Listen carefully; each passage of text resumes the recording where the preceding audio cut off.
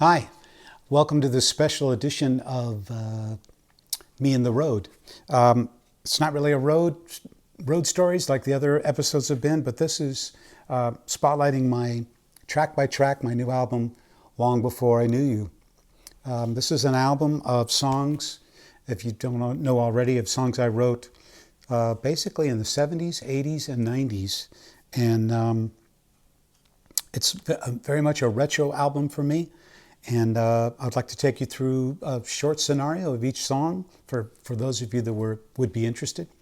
So let's get started. Long Before I Knew You. I try to please you because I need you, but baby, it's so hard.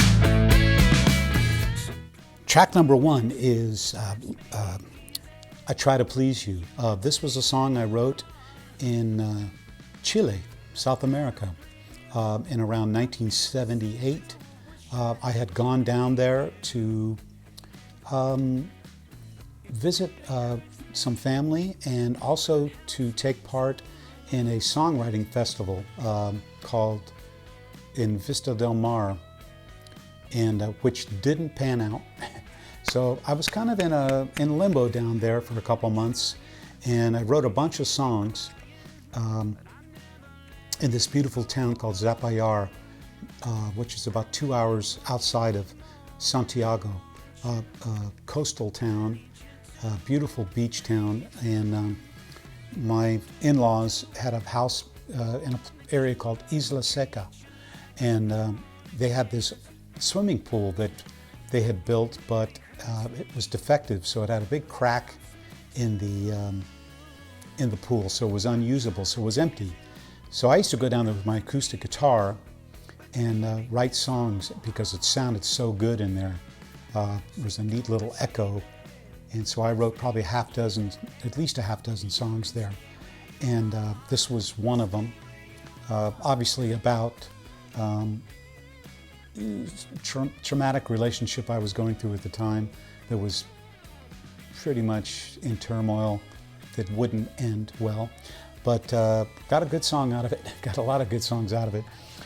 This one, I was definitely influenced by Todd Rundgren, and we were listening to a lot of Todd and Utopia at the time, so I think the guitar chords are very much influenced from that style.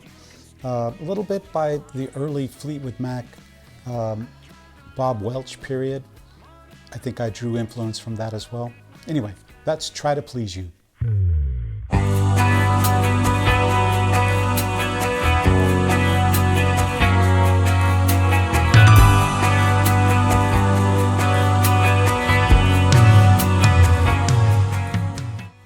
Track two is Long Before I Knew You. This is the title cut. I wrote this also in that swimming pool in South America, in Isla Seca. It's a very sad love song, I think. This one has stayed dear to my heart, though. Just there's something beautiful about a sad, nostalgic love song to me, and to me, this is one of those that I hold close in my heart, just because I love the feeling of the song. It's got good memories for me now. It was a painful song for a long time, but anyway, I don't really know who I was influenced by on this one, but I definitely drew from the 10cc, the band 10cc, the kind of layered, lots of ethereal oohs and ahs in the background, like chordal oohs and ahs. That's what I was going for on this track. I always loved Michael Burns' keyboard parts on this, on the original version that we did by Logo, so I pretty much copied his parts as close as I could for this. So thanks, Michael, for the inspiration. Long Before I Knew You.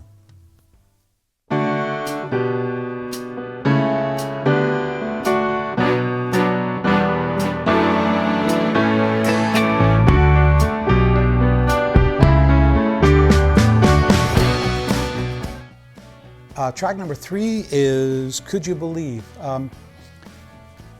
When I first saw the Beatles film Let It Be back in the early 70s when it came out, I was so knocked out by Paul McCartney and John Lennon and George Harrison's writing, of course, but Paul in particular because he was so darn versatile. And the fact that he would go between piano and acoustic guitar and bass and come up with these completely different sounding songs just really blew me away. And it inspired me to want to write on piano. As a matter of fact, I learned Let It Be and Long and Winding Road back in those days and played the heck out of them. So of course I was influenced to write that way. And so Could You Believe was a piece that wrote on piano and finished up probably 10, 15 years later. So it was a piece sitting around for a long time. It's a song of optimism, of love, and just asking the person that I loved, trust me. I'll trust you if you trust me. Could you believe in love? Simple, but effective, I think.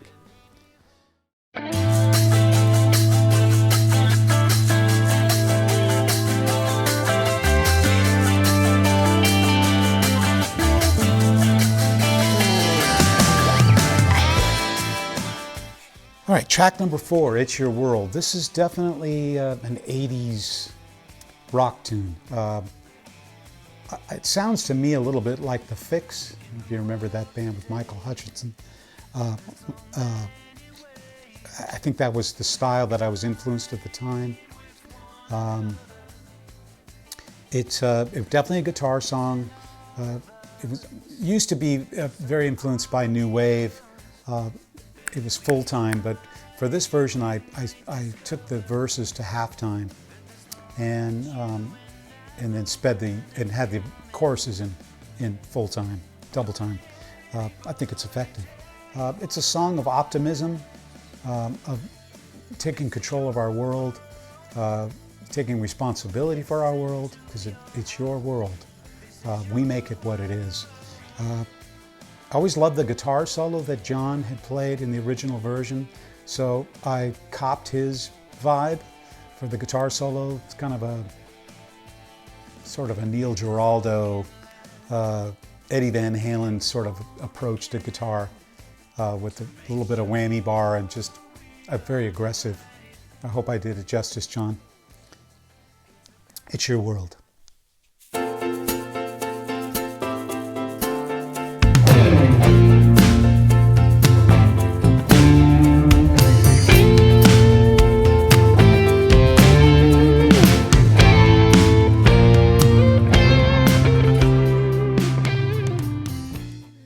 All right, next song, Give Your Love to Me. This is very much Todd Rundgren influenced. Again, 77, 78, we were very influenced by Todd and Utopia. That is, I think, very Todd. Very simple pop tune.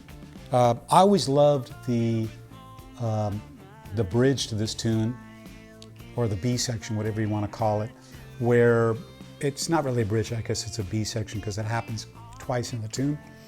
But the bass goes down while the chords are moving up. I kind of thought highly of myself when I came up with that. I still think it's pretty cool, and the way the vocals are arranged, the way they build as well. Very simple pop tune, but I dig it. Give Your Love to Me.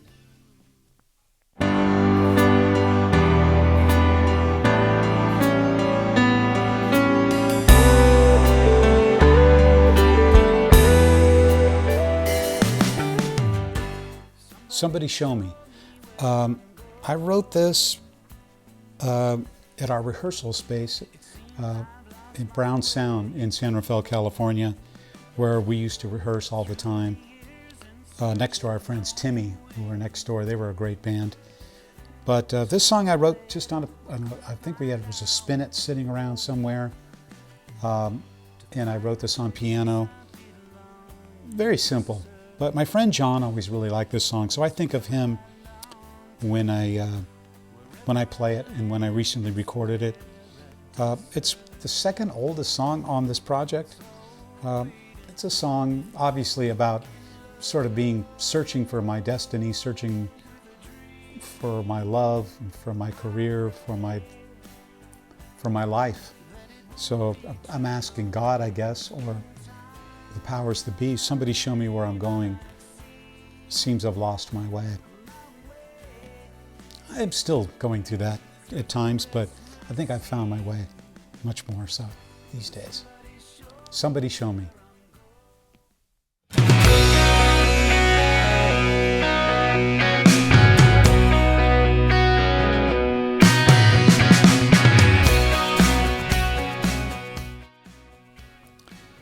All right, You and Me.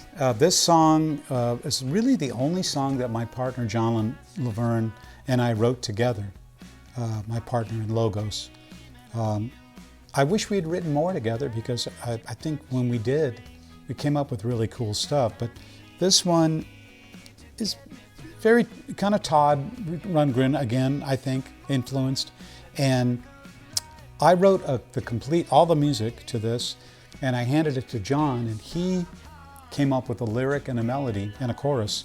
So this is definitely a 50-50 song.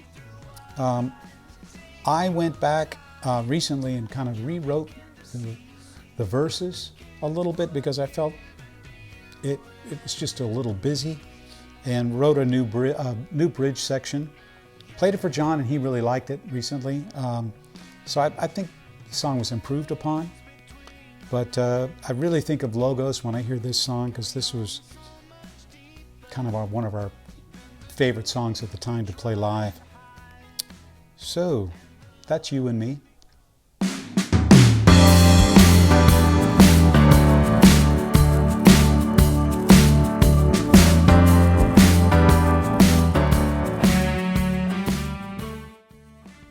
All right, Swear Your Love. This one I wrote just after I joined up with Michael McDonald in the late 80s, 1988, 89, I wrote this. And I can tell that I'm influenced by Michael on the music on this song, because the verse and the chorus are in two different keys. And that was something Michael showed me. Take it, for example, listen to What a Fool Believes. The verse and the chorus are in two completely different keys. And I wouldn't compare this song to that song, of course, but the influence was there. So I thought it was cool to try to think out of the box, not just be so straight ahead with the keys. And Swear Your Love might have been one of the first songs I wrote with that concept in mind. Simple shuffle. I think it holds up well. I think it's still a cool song. Wrote it on piano. Not much to say about it, except the topic is about a friend of mine that I saw was sort of hemming and hawing about a relationship that, to me, from the outsider looking in, thought was, man, this woman is perfect for you. Why are you hesitant? But, I can't judge people. I mean, you have to know for yourself. But it's just sort of like, come on, man, swear your love. Don't be a fool. Don't be an idiot like me. Don't do what I did. If you know what's good for you, swear your love. It'll be good, I promise.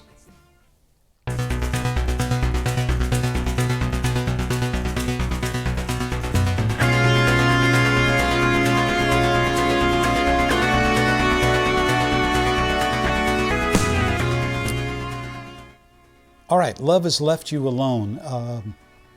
This song is an 80s song, as probably you'll notice from the sequenced synthesizer in the beginning. This was written while I was with Page One, so I wrote this around 81, 82, 83.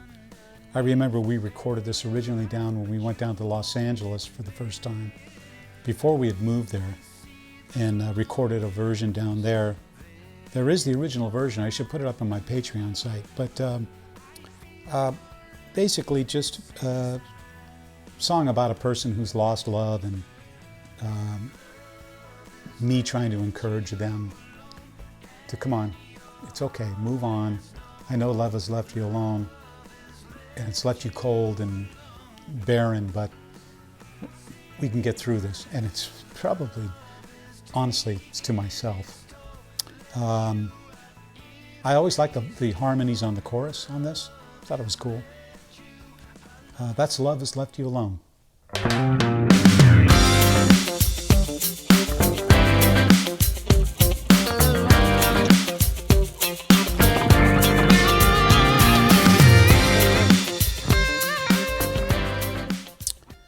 Lover's Dream.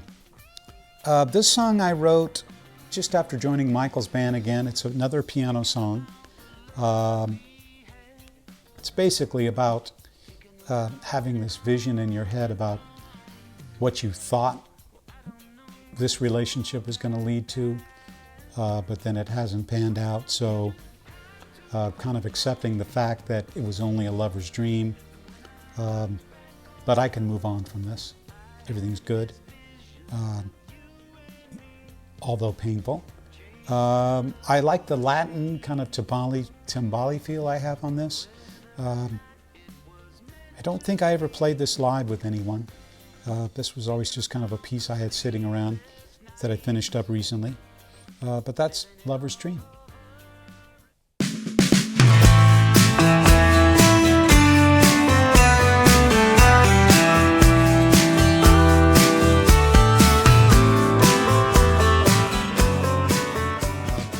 This song is called Dear to Me.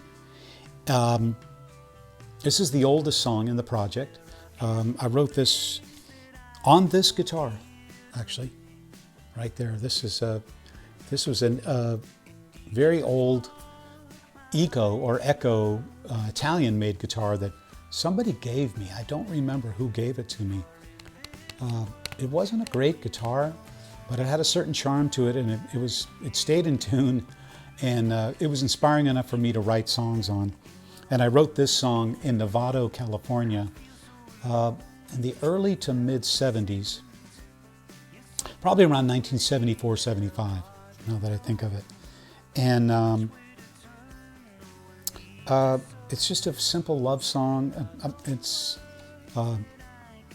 There are a few things that I hold dear to me. Indeed, you are my highest love. It's just basically my proclamation to my love at the time. Kind of a simple, maybe influenced by Poco and the Eagles and Crosby, Stills and Nash, sort of. A little bit of Beatles in there. And I like the recent version I did to this. I love the pedal steel that I added on it. It's not a real, I'm not actually playing a real pedal steel. It's a virtual pedal steel where you play it on a keyboard, but the sounds are a pedal steel. And nothing to slight pedal steel players, because I completely put them in high esteem. I love those pedal steel players, but I wanted a part, and I had this available to me, so I used this tool to come up with that sound. I know there's a lot of controversy on using virtual instruments, but I think that's bullshit. I say whatever tool helps you to create is valid. So anyway, that's dear to me. Not much else to say about it, except I love it after all these years.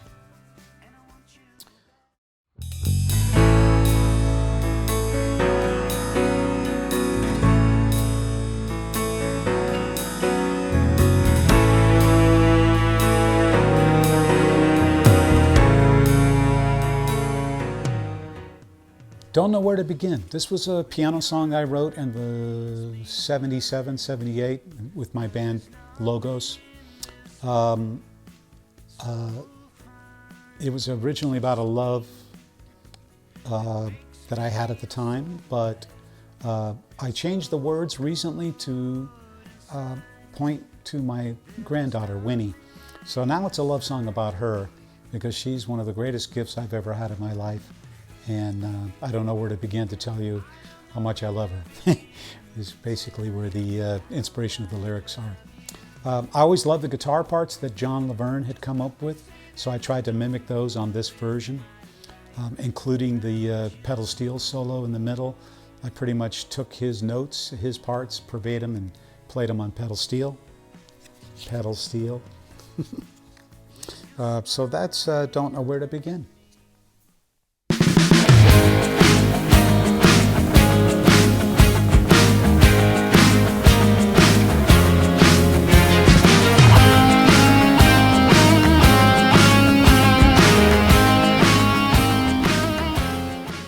All right, Leave It to You. This was a song I wrote while we were living in Encino, which is probably around 1983 or 4. We had moved to Los Angeles. And I wrote this in the garage that I was living in. The band was living in the house. And I opted to take the garage because I turned it into a living space and a studio where I could record and create and write.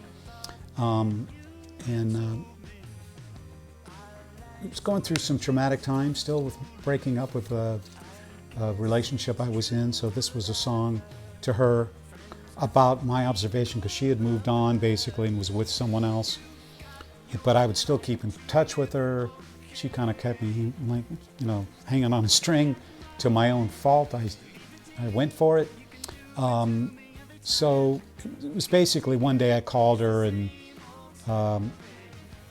again, I was disappointed by the results I got when I called her. So it's Leave It to You.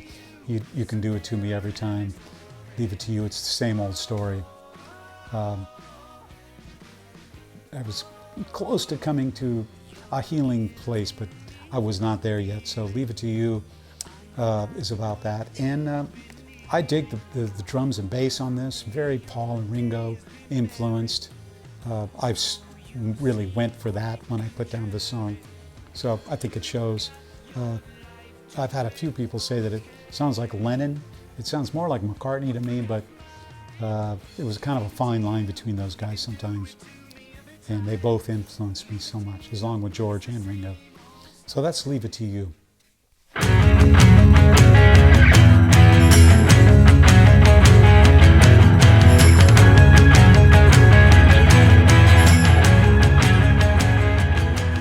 If We Try is a song I wrote with Logos had changed their name to Allies in the late 70s, early 80s, before we became Page One.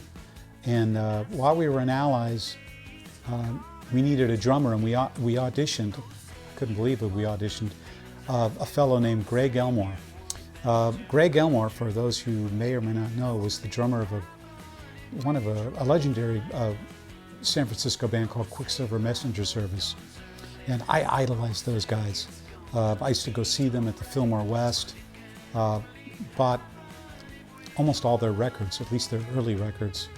The classic black one with their logo on the front, I wore out. And then the live album after that, Happy Trails, had Who Do You Love, and just, I wore those records out.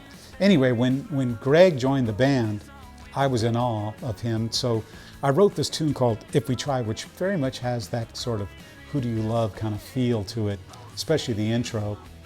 And it's just basically a rock song about we can make this world a better place if we try. And Greg, I have the original version, which I should post on Patreon, of Greg playing the drums on it. It's rough, the version sounding, but his parts inspired me for this version. And I still am so honored that I played with Greg and actually became friends with him. I haven't been in touch with him for many years now, but I know he's still around, and boy, I forever hold him on the highest pedestal. I love Greg Elmore's playing. That's If We Try.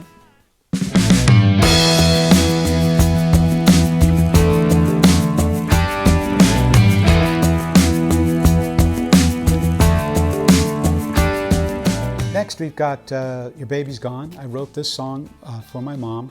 It's kind of an imaginary scenario, really. It's not based on fact, but at the time I was just thinking a lot about my mom, and I have two amazing brothers, Bill and Brad. And Brad is my youngest brother. He's 9 years younger than me. And he was moving out of the house, and so this was the last of my mom's 3 sons to move away. So I, just envisioning my mom going through the empty nest stage, and hence the title, Your Baby's Gone. And I know that feeling all too well now, of having two beautiful children of my own who are now adults and married.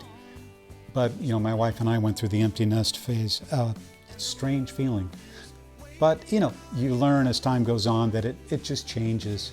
You're not losing them, it's just you're entering a new phase. But the song is about a person, a woman, my mother, you know, going into the empty nest stage and my thoughts of what it must be like, or what I thought it was at the time. Because when I wrote the song, I didn't have children yet. Wasn't married and didn't have children yet. So sort of an imaginary song, but it definitely had my mom and my brother in mind. So that's, I always like the funky feel of this, the Stratocaster. I wrote this shortly after joining Mike's band, so I can kind of feel his influence in the music. All right, that's Your Baby's Gone.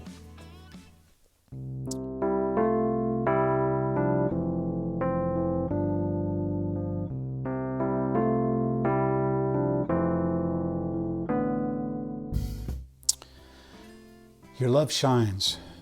This song I wrote on piano. I don't really know that I had anybody in mind in particular when I wrote it. It's a song about love, and I seem to remember I may have even been singing this to God or the powers that be about your love shines down on me. But it's a love song as well. I played this at my brother Brad's wedding on piano. I remember being so nervous when I played it, but I think it worked well, and I think they cherished the song. Brad told me recently that it's him and his wife's, Kirsten's favorite song on the record. And so it's kind of their song. Your Love Shines, piano song.